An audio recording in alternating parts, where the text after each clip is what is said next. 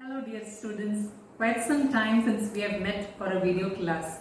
I believe the last time we had met for an activity where an activity was being shared through the video class, and then we had some very good presentations coming up from some of you.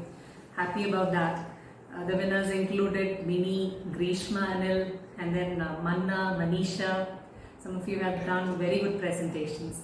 Now, in continuation to that, after quite a long time, we are having yet another video class for the last module. The module comprises of impact of culture on supply chain management, impact of culture on operations, impact of culture on financing strategies, corporate ethics, and then corporate governance as well.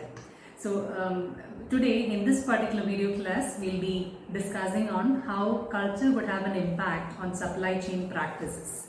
So hope you're all set, and I hope you have a writing pad along with you while you're listening to this video class. The very first thing that we are going to see is some reflections on culture, impact of culture on supply chain management.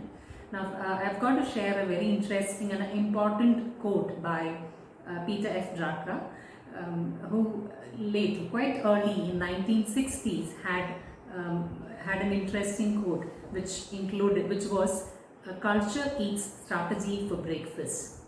I repeat, culture eats strategy for breakfast. Now, does that ring a bell? Does it make sense to you? Which means any organization which is going to ignore culture and then try out any strategy, try to formulate a strategy, try to develop an action plan, is going to face a larger risk, is going to face a greater risk, and is doomed. The reason being, it has ignored the cultural impact of culture on business practices, on the success of business. Now, this has been supported and further propagated by one of the former president of Ford, who was Mark Field. Now, Mark Field also very much believed in this particular statement, and this quote by Peter Drucker was extensively propagated by Mark Fields. So that is the importance of culture. Now, to just add upon to why Peter Drucker late in the early 1960s made such a statement, we are going to see some interesting illustrations. Hope you're all set for that, and I also hope you have a writing pad and pen ready, as I mentioned a little earlier. Now, moving to the first aspect, value for money. Now, the value that is attached to money, we have already learned in dimensions of culture, whether you talk about the Trompreneurs or Hall's dimensions of culture, globe, we have seen the different dimensions of culture. Now, value for money, all business practices or strategies are going to be formulated based on what value is being attached for materialistic aspects, including the value for money. So if the culture is money oriented, they are going to have their practices or policies developed in accordance to that. On the contrary, every business practice or every negotiation or any HR policy that is being developed, any supply chain management practice that is in place in the organization, if the culture is relationship oriented, there will be an emphasis on maintaining cordial, harmonious relationship. So that is the very first aspect we are seeing under impact of culture on supply chain management practice. So the supply chain management process, it will be decided based on what is the value being attached. Is it for money or is it for better, cordial, harmonious relationships? I hope that's clear. Now, the moment I said value for money, money being given greater importance, the deal being given greater importance, and I'm sure you have some cultures coming to your mind, which include some of the cultures like America, where it is primarily based on closing the deal, whereas some of the Asian cultures where there is emphasis on relationship building. Now, moving to yet another concept of contracts. So giving importance to legal procedures, attaching too much of importance to written agreements and following it word by word. Now again, America is an example of a culture where there is a lot of importance being attached. And since we are talking about one extreme, the other extreme includes a country like Japan or some of the Asian countries where, like India, where there is an emphasis on building relationships and not following agreement, which means the agreement could be changed at a later point of time based on the circumstances. So what dimension of culture are we talking about? There could be a change that is brought about in the agreement based depending on what the circumstance is. If there is a change in the circumstance, there could be a change brought in the clause of the agreement. So which dimension of culture is that? It is particularistic. I hope it's clear. Opposite of particularistic is universalistic. So now that's language of contracts. This will have an impact on the supply chain practices. Now moving to some uniquely different beliefs which is equally interesting. Now we are talking about a culture in Central America where the workers would insist on an exorcism being conducted in the work area before operations start there. Yes, you heard it right. It is exorcism. So exorcism being done in order to ensure that particular place is not haunted. So any operations that are set in place would be after the exorcism. So this is one peculiar example with respect to Central America. Of course, things are changing, but then this was a superstition that was in place. Now, another example is of the Japanese culture. Now, I'm sure we have already learned about Japanese being relationship oriented. So they are very slow when it comes to getting acquainted with strangers. They take time for friendship. Once a friendship is formed, it is for a long term. It is a long-term relationship that is being maintained. So which means if there is a Japanese inviting you for a dinner to an entertainment club, it means that person has got very close to you, and to reject that invitation would mean detrimental to the business relationship.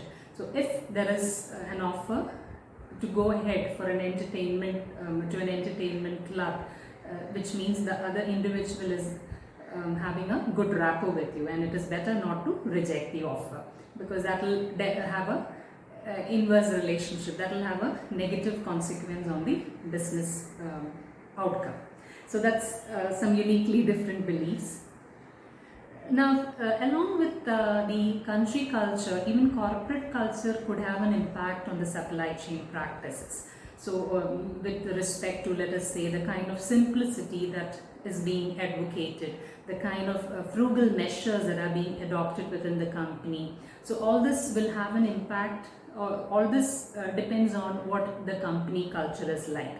So we've already discussed, when we spoke about the concept of culture and marketing, we've already discussed about how Wipro ensures everything is maintained simple and very simple in terms of attaching a lot of importance to switching off fans or air conditioners when it is not being in use. No room is left with fans working if nobody is in that particular hall or room. And very similar to that, another interesting example of Infosys, where Mr. Narayana Murthy is known to be traveling along with his other employees in the company run bus rather than using his own private vehicle. So these are some examples of simplicity and some examples of corporate culture.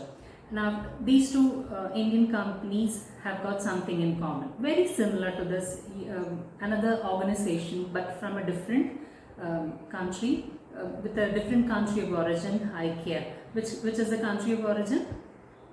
Yes, Sweden. So we are talking about Swedish culture. Despite it being from a different country of origin, although it is of a different country, all the three examples, all the three organizations have the same sort of culture in terms of their importance they attach to simplicity or frugal measures, ensuring there is no wastage of resources. So that's another aspect I wanted to emphasize. So apart from country culture or the national culture, even the corporate culture will have an impact on how business is being carried out.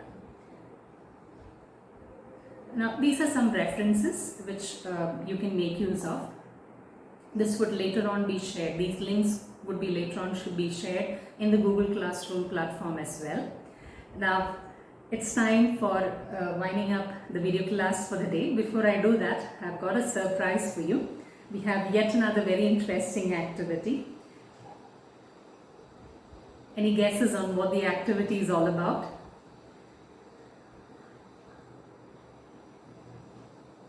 Okay. Now, it's a very simple and interesting activity. Now, what you see here on the slide is supply chain process, supply chain diagram. And what you're expected to do is, there are different stages of supply chain that is depicted in this particular figure. And for each stage, based on the dimensions of culture that we have learned, you will have to explain each stage with respect to how dimensions of culture will have an impact on each stages. For instance, I'll just give you one example so that you know what is expected out of you. Now, when you're talking about the very first process, procurement or vendor, selection of suppliers or selection of vendors.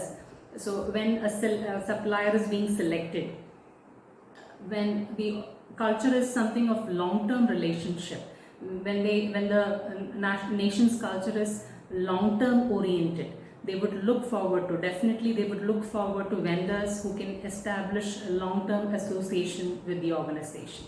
Unlike short-term oriented cultures where that immediate profits or short-term profits are oriented at. So which means the supplier might change from time to time.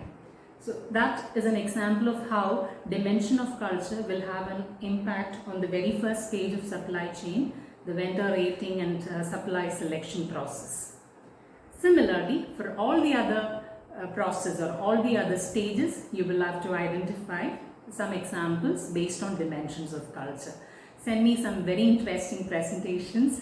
I promise you, you have some awesome rewards that awaits you at the end of the activity evaluation. Wish you the very best. I'll be back with yet another concept, culture and operations, in the next video class. Until then, take care.